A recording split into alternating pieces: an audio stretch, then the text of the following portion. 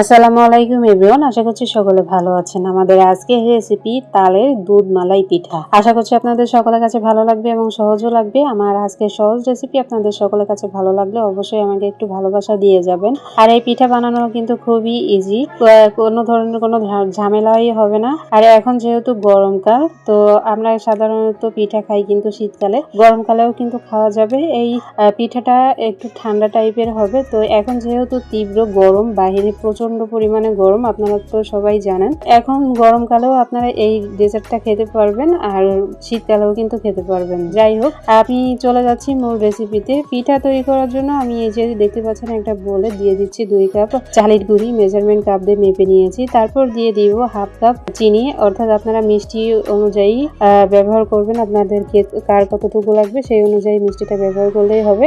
তারপর আমি এখানে দিয়ে দিব হাফ কাপ নারকেল কোড়া। আর নারকেলটা দেখতে পাচ্ছেন একটু কালচে কালচে দেখা যাচ্ছে।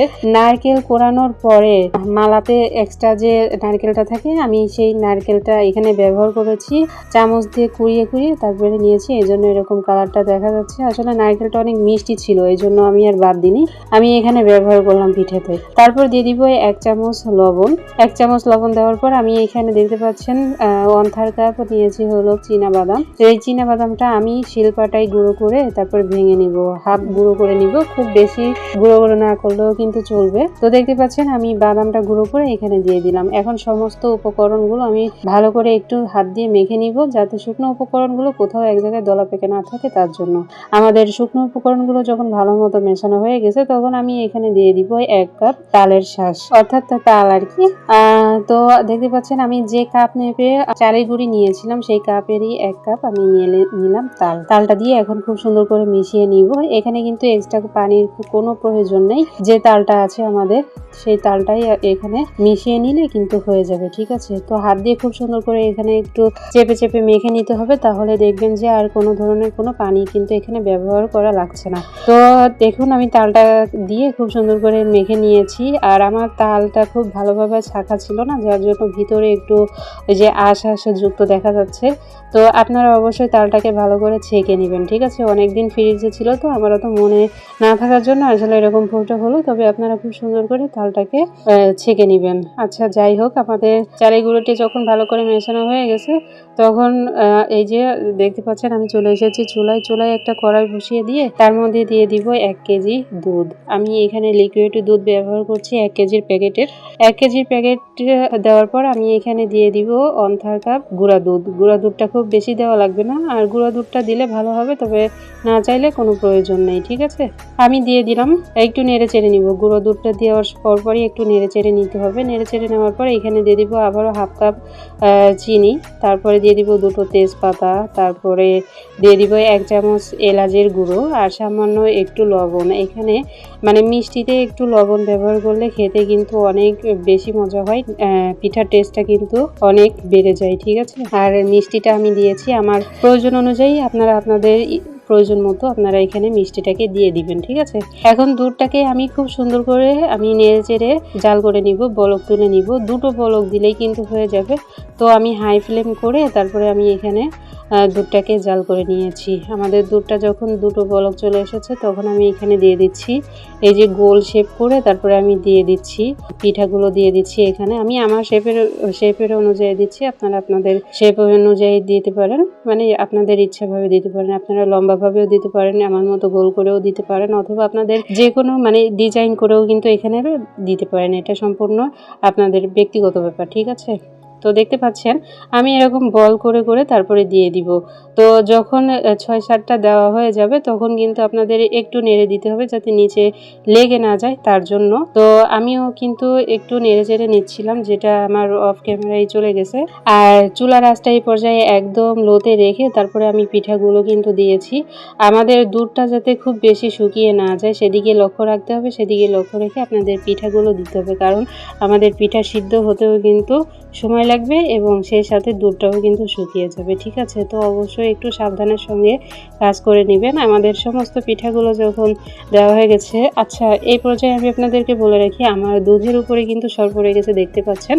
তো তার মানে নিচ থেকে কিন্তু জাল জ্বলছে, একদম লো আছে আমি রেখে তারপরে পিঠাগুলো এখানে দিয়ে দিয়েছি। ঠিক আছে, এখন পিঠাগুলো যখন দেওয়া হয়ে যাবে তখন ভালো করে নেড়ে চেড়ে তারপরে এখানে ঢাকা দিয়ে দিতে হবে। 2 মিনিট পর পর আপনাদের পিঠাগুলো নেড়ে চেড়ে নিতে হবে যাতে নিচে কোনোভাবে লেগে না যায়, তার জন্য। আশা করি বুঝতেই পেরেছেন। তো ভিডিওর মধ্যে দেখতে পাচ্ছেন আমি একটু পর পর কিন্তু ঢাকা দিচ্ছি আর ঢাকনা খুলে খুলে কিন্তু আমি নেড়ে চেড়ে নিচ্ছি, অর্থাৎ 2 মিনিট পর পর আমি নেড়ে চেড়ে দিচ্ছি যাতে আমাদের পিঠাটা পারফেক্টভাবে কুক হয়, তার জন্য। তো অলরেডি আমাদের পিঠাগুলো কিন্তু প্রায় হয়ে এসেছে। আমি প্রায় 10 মিনিট কিন্তু রান্না করে নিয়েছি। প্রথমে তো আমি একদম লো ফ্লেমে রেখেছিলাম, তারপরে আমি হাই ফ্লেমে করে দিয়ে তারপর আমি 10 মিনিট পিঠাগুলোকে কিন্তু রান্না করে নিয়েছি। আর এরই মধ্যে আমাদের পিঠাগুলো কিন্তু শক্ত হয়ে গেছে, যেহেতু চালের গুঁড়ি তাই কিন্তু শক্ত হয়ে গেছে। আচ্ছা, আর আমি বাদাম নারকেল কেন ব্যবহার করেছিলাম সেটা আমি আপনাদেরকে বলে দিচ্ছি। পিঠাগুলো যখন আপনারা খাবেন, পিঠার যখন আপনারা মুখে দেবেন, দাঁতের নিচে যখন পড়বেন নারকেল আর বাদাম, এইটা কিন্তু মানে খেতেই কিন্তু দুর্দান্ত একটা ফ্লেভার আসবে। তো আপনারা বাড়িতে অবশ্যই ট্রাই করবেন। ঠিক আছে, খেতে কিন্তু মাশাআল্লাহ অনেক সুন্দর হয়েছে, অনেক লোভনীয় হয়েছে। আর আমাদের দুধটাকে জাল করতে করতে কিন্তু দেখতে পাচ্ছেন একদম মালাই তৈরি হয়ে গেছে। আমাদের দুধটা কিন্তু অনেকটাই ঘন হয়ে গেছে, আপনারা কিন্তু ভিডিওর মধ্যে দেখতে পাচ্ছেন। এখন আমি জালটা বন্ধ করে দিয়ে তারপর অনবরত নেড়েচেড়ে ফ্যানের নিচে রেখে তারপর আমি নর্মাল করে নিব, একদম ঠান্ডা করে নিব। ঠান্ডা হলে কিন্তু দুধের মানে মালাইটা কিন্তু একদম গাঢ় হয়ে যাবে। তো আমি চেয়েছিলাম ফ্রিজে রেখে তারপর আমি আপনাদেরকে দেখাবো, কিন্তু হাতে হতে সময় না থাকার জন্য আমি কোনো রকম একটু ঠান্ডা হয়ে গেলেই আমি আপনাদেরকে পরিবেশন করে দেখাচ্ছি। যেহেতু আমি আপনাদের জন্য ভিডিও তৈরি করছি, এই জন্য আমার বাইরের আলোটাই প্রয়োজন ছিল। তো বাইরের আলোটা থাকতে থাকতে আমি আপনাদেরকে ভিডিও শ্যুট করে দেখিয়ে দিলাম। তো আই হোপ আপনারা বুঝতে পেরেছেন। তো দেখতে পাচ্ছেন দুধটা কতটা সুন্দর হয়েছে, একদম মালাই তৈরি হয়ে গেছে। এই জন্য আমি এই পিঠার নাম দিয়েছি হলো তালের দুধ মালাই পিঠা। তো আশা করছি আপনাদের সকলের কাছে আমার আজকের সহজ রেসিপি ভালো লেগেছে। তো দেখতে পাচ্ছেন কতটা লোভনীয় হয়েছে, কতটা দুর্দান্ত হয়েছে, সেটা তো আপনারা বাড়িতেই অবশ্যই ট্রাই করবেন। এখন যেহেতু তীব্র গরম বাইরে, তো এরকম ঠান্ডা ঠান্ডা পিঠা বা ডেজার্ট আইটেম কিন্তু সবারই প্রয়োজন। আর আমি আপনাদেরকে একটু দেখিয়ে দিচ্ছি যে আমাদের পিঠার কালারটা ঠিক কেমন। আমি উপর দিয়ে একটু মালাইটা সরিয়ে দিয়ে তারপর আমি আপনাদেরকে দেখিয়ে দিচ্ছি। আসলে মালাইয়ের জন্য আমাদের পিঠার কালারটা মানে সঠিক কালারটা কিন্তু দেখা যাচ্ছে না। তো আমি আপনাদেরকে একটু ভেঙে শেয়ার করে দেখাচ্ছি যে আমাদের পিঠার ভিতরটা কেমন হয়েছে। ঠিক আছে, যেহেতু চালের গুঁড়ো একটু শক্ত হয়ে গেছে, তবে খেতে কিন্তু মাশাআল্লাহ অসম্ভব মজার হয়। চালের গুঁড়োর খাবার খেতে কেমন হয় সেটা তো আপনারা সবাই জানেন।